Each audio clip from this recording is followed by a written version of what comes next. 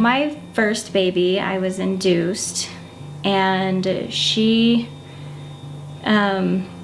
wasn't coming, and so I ended up having to have an epidural after about 10 hours of labor on Pitocin.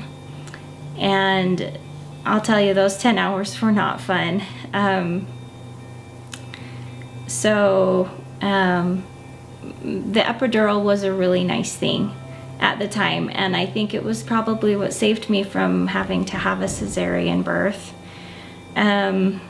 because I was able to relax afterward. I was able to just kind of relax, and I was able to sleep and let things open up, and it ended up being a really good thing for me at the time. But the epidural gave me some nerve damage in my back, and every time I have had a baby since then, I've had back problems after I have my baby, and I'm almost 100% sure that's why, is from that epidural. Anyway, so after having an induction and having my baby that way, it was hard for me to feel like my body worked, and I didn't know how things were going to turn out. I was a little nervous about having a baby out of the hospital, but at the same time I really wanted to try it and see how things would work without any sort of medication. And so I didn't know when I was in labor, because I hadn't experienced real true labor before, but I did, and it actually went very quickly and very smoothly. And yes, of course it hurt, like labor does. I mean, I don't know as you can escape that, but it was such an empowering experience. Once I was done, I remember thinking I could totally do that again. And I remember feeling like it was just a high. I don't even know how to describe it. Just a high from being like, yeah, I did that all without medication, and I didn't have to suffer the side effects of having an epidural. My poor first one, she suffered greatly from that epidural, and they say it doesn't affect the baby, but it does. She was so exhausted from this experience that she slept for 9 hours after she was born. The nurses were worried about her blood sugar because she wasn't eating anything. She was too tired. And I think it was from all that stress from the epidural, and that I think some of the medication got in her system as well. So it was really hard, and it was a hard adjustment period for us to kind of get into the swing of things, because all she wanted to do was sleep, and I didn't know what to do with that. And so I feel like with my second, she was alert immediately, and it was so much nicer to be like, okay, my baby's okay, we're not having issues with this. She had I fed her an hour after she was born, and she latched on great, and life was a lot better the second time around. And so I feel like the giving birth without drugs was a lot more beneficial for us in that situation, and I really liked that a lot better. I gave birth without drugs, and I did a water birth, and I was so grateful.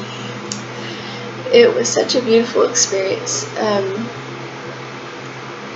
It was intense and hard, and I had to focus, and it was such a deep experience. And after she was born, I felt so powerful, and I'm very, very proud of myself for having done it. And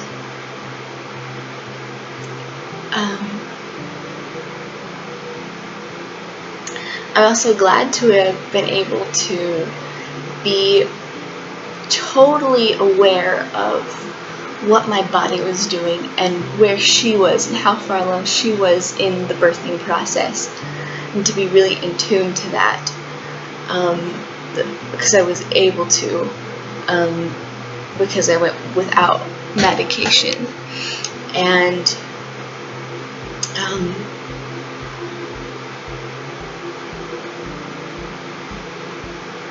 I felt so powerful to do it without medication, and it was a really good exercising focus and in deep connection with my body, what my body was telling me, what my baby was telling me. And that was really powerful for me, really important. I have had the experience of giving birth with medication and without. My first one was with, and I was really grateful for it at the time.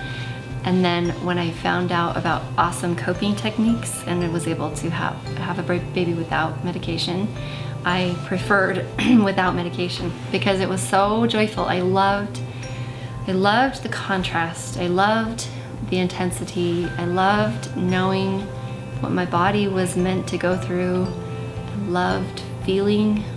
I loved being able to move around, and it seems like it just made it all the more joyful when the baby came out.